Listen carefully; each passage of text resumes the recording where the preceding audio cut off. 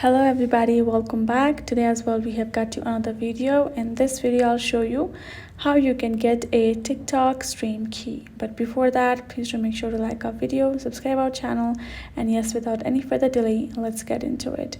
So for that matter, the very first thing you're gonna do is simply access your particular TikTok. You're gonna be going live, right?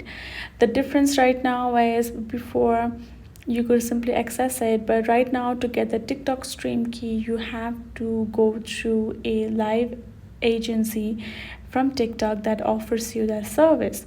So for that matter, you can still go TikTok live from Live Studio, but if you want to do so, you'll have to access your browser, and in the section go ahead, type in the TikTok agents, TikTok live agency for your reason. So the one thing that you have to make sure is that you have to find a TikTok live agency that is available in your region, in your country, and that works well for you. If in case you can find and that agency does not give you the service in your region, you won't be able to get the stream key.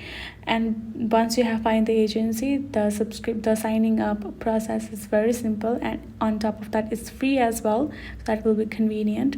So the crucial thing is that you have to find a agency that is available in your region and you're good to go.